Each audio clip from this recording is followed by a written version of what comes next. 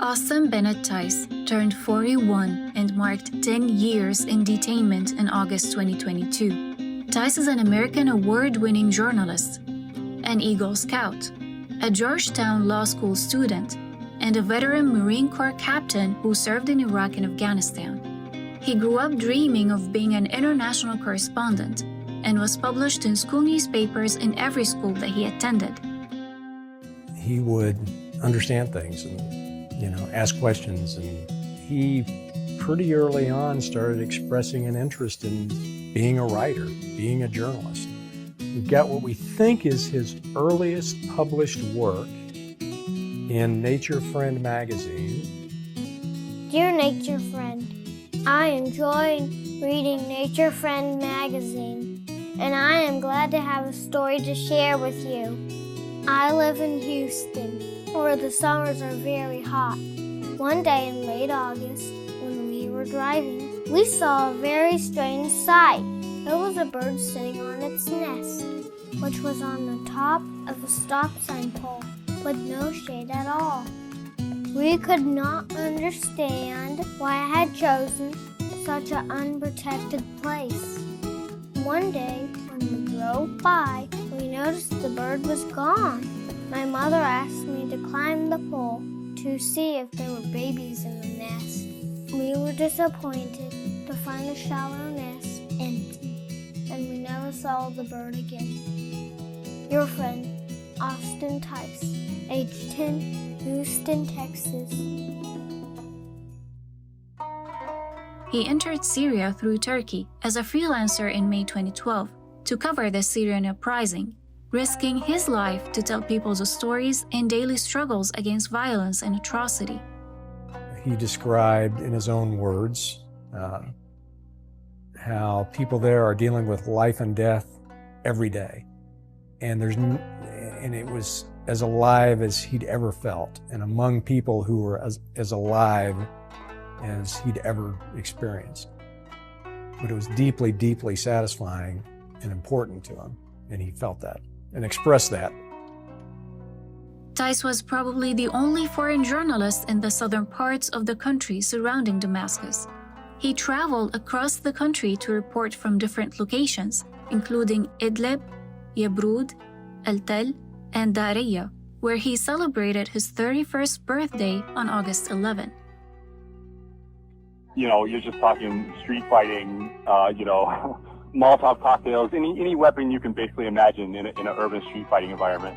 It was pretty exciting, but I was able to get some pretty good shots that way and tell a pretty good story afterwards that I think otherwise never would have gotten told.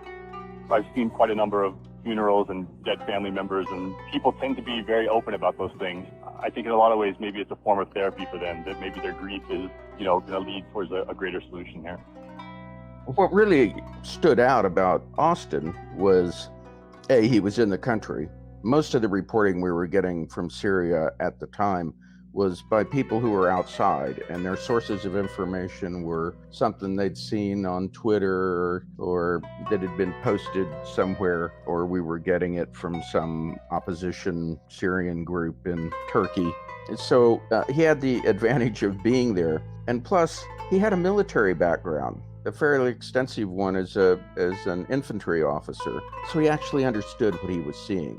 And that was important because so much of what we were getting really had no military context to it.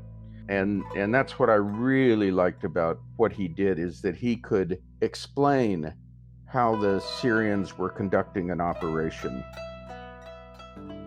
On August 14, Tice was detained at a checkpoint outside of Damascus after he left Daraya and was heading to Beirut, Lebanon. On September 26, a 47-second video labeled "Austin Tice Still Alive" was released by an unknown YouTube account showing Tice blindfolded and held by armed and unidentified men. Experts and the State Department suggested that the video may have been staged to show that Tice is captured by an extremist group, as there are discrepancies between the footage and videos published by these groups.